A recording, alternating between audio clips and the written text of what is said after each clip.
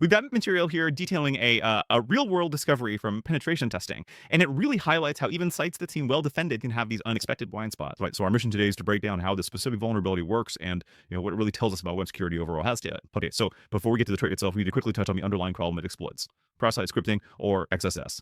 Just briefly, what is that? Sure. So think of XSS as injecting malicious code, usually JavaScript, into a legitimate website. When another user visits the page, that code runs in their browser, and that can lead to bad things, like stealing login info. Absolutely. Session hijacking, data theft, defacing the site. Lots of potential damage. It often happens where a site reflects user input, maybe in search results or error messages. Oh, okay. Like if you search for something and the site says, no results found for your search term. Precisely. If the site isn't careful about cleaning or sanitizing that reflected input, an attacker can put malicious script in their search term instead of just plain text. And that's pretty much the scenario in our sources, right? A search feature that repeated the search term in an error message. Exactly that. And the testers initially found a super simple payload.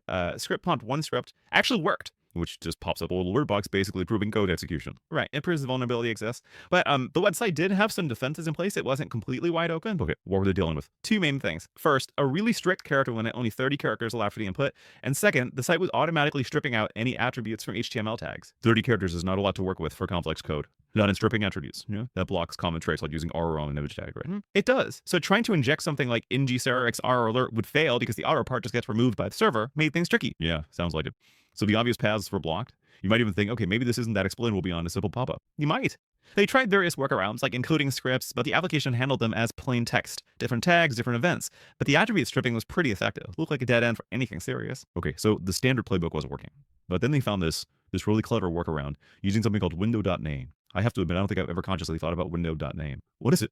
Yeah, most people haven't. It's a property of the browser window or tab itself. And the really interesting part is that it can hold data, and that data can persist even if you navigate from one website to a completely different one within that same tab. Wait, really? So if site A sets window.name, and I then click a link to site B in the same tab, site B can read what site A put there. In many cases, yes, especially the browsers like Chrome. Its original purpose was, well, fairly niche, passing simple references maybe between frames or pop-ups before we had better tools like local storage. But the key thing is it sticks around, like a little hidden message board tied to the tab. Okay, starting to see where this might go. How does that become a security risk? Why don't the usual website filters catch that? That's the crux of it. Those filters operate on the server side. They look at the data being sent to the server in the request form data, URL parameters, things like that, right? But window.name lives entirely in your browser. It's client-side state. The server typically has no reason to inspect it, so server-side filters just ignore it completely. It's a blind spot. Okay. So the attacker uses this blind spot. They use window.name to smuggle the real payload past the guards. How do we set that up? Okay, so step one. The attacker creates their own web page. A malicious page on their own domain, somewhere else entirely. Yep. And on that page, they put a tiny bit of JavaScript whose only job is to set the window.name property to their full malicious payload, the nasty code to steal cookies or whatever. Got it. So the victim somehow lands on this attacker page, maybe a phishing links or a bad ad. Right.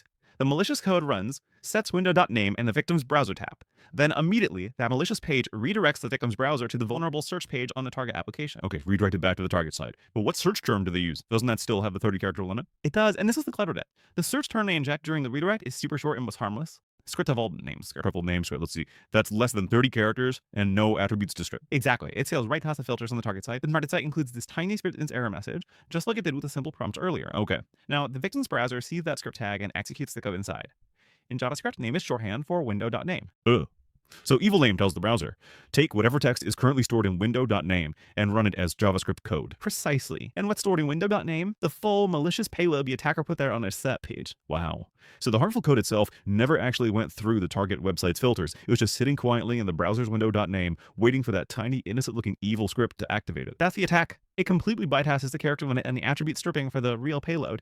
The end result is the attacker gets their code, like cookie stealing code, running in the context of the vulnerable site. And the user might just see a quick page flicker during the redirect, if anything.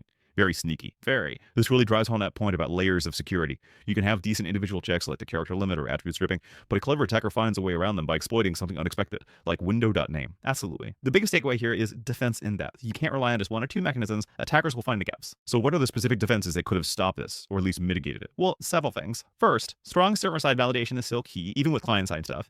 But crucially, a robust content security policy, or CSP, is huge here. How would CSP help? A good CSP can, among other things, block the execution of inline scripts, or, importantly, block the use of eval, which was essential for this attack. It tells the browser, don't trust scripts from these sources, or don't use dangerous functions like eval. Okay, that makes sense. What about the cookie theft itself? If the XSS does happen, can you protect your cookies? Yes, definitely. Marking session cookies as HTTP only. That flag tells the browser that JavaScript shouldn't be allowed to access a cookie at all. So even if the attacker can run script using this window.name trick, they still can't grab the HTTP only cookies. Exactly. It significantly limits the damage. And, the final piece is just awareness. Security teams need to know about these less common browser behaviors like window.name persistence and actually test for them. It scans might miss us. It's fascinating stuff. Yeah, a bit scary, maybe, but really highlights the cat and mouse game of web security.